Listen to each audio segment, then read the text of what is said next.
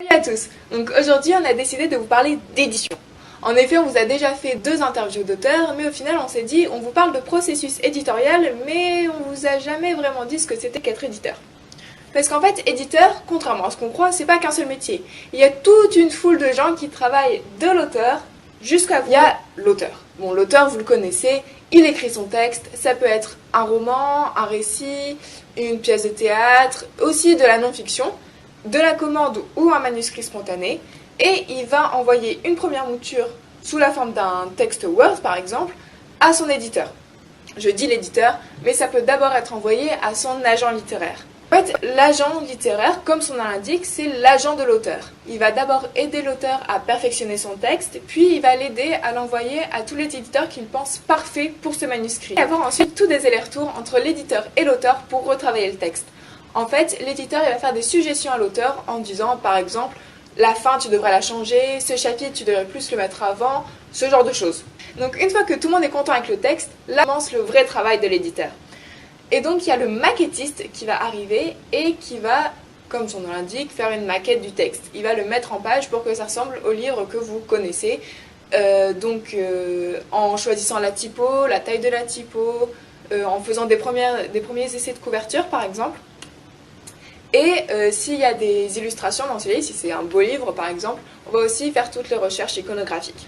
Une fois que la mise en page est faite, c'est au tour du lecteur-correcteur d'intervenir. Alors ce personnage, à l'aide de son stylo rouge, il va traquer toutes les fautes d'orthographe et les fautes typographiques du livre. Donc ça peut être des S oubliés, des ER à la place des E, mais ça peut être aussi des espaces doubles ou alors une mauvaise espace utilisée en fonction du signe de ponctuation. Maintenant que tout ça est bon, que tout le monde est content avec le livre, à quoi il ressemble, on peut enfin le publier. Ça y est, il est dans les librairies. Mais aussi, avant d'être dans les librairies, il faut que les libraires ils veulent acheter ce livre. Et alors c'est là que le diffuseur et le distributeur interviennent. Le diffuseur, lui, il va aller dans les librairies avant que le livre soit publié en disant voilà, notre maison d'édition, elle publie ce livre, il est génial, voilà ce qu'il raconte, vous en voulez combien? Et donc les libraires, ils vont passer des commandes et ça va aussi aider l'éditeur à savoir combien de livres il faut imprimer. Et puis le distributeur, lui, il va s'occuper de toute la logistique, c'est-à-dire qu'il va prendre les commandes, il va distribuer les commandes, gérer les stocks, ce genre de choses. Donc maintenant, votre livre, il est dans les librairies, c'est génial. Sauf que si personne ne sait qu'il existe, bah personne ne va l'acheter. Donc du coup, c'est là que la communication et l'attaché de presse interviennent. Des argumentaires, des communiqués de presse, des dossiers de presse, pour l'envoyer à un maximum de gens, pour qu'un maximum de médias parlent de votre livre et que les gens aient envie d'acheter votre roman.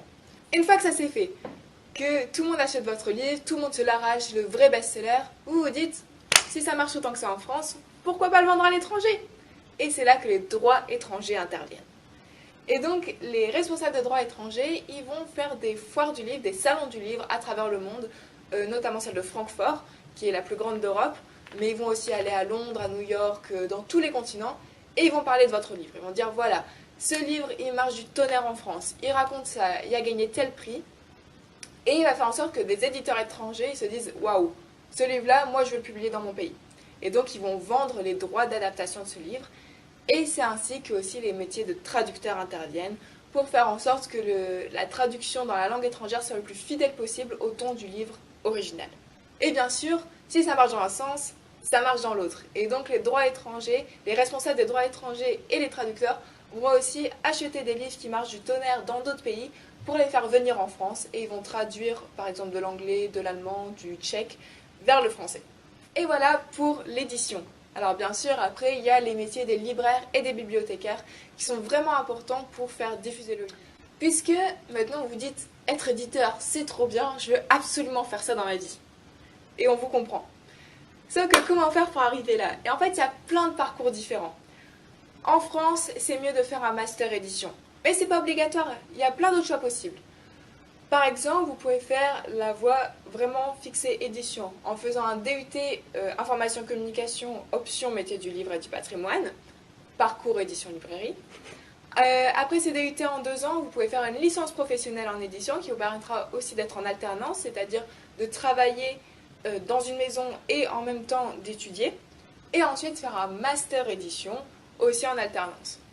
Mais vous pouvez aussi venir d'autres parcours. Vous pouvez faire un BTS en design graphique, en des licences d'histoire, des licences de lettres, des licences de ce que vous voulez. Par exemple, vous pouvez aussi vous spécialiser en quelque chose, faire une licence de biologie et après faire un master d'édition pour arriver à être un éditeur spécialisé dans les ouvrages de sciences.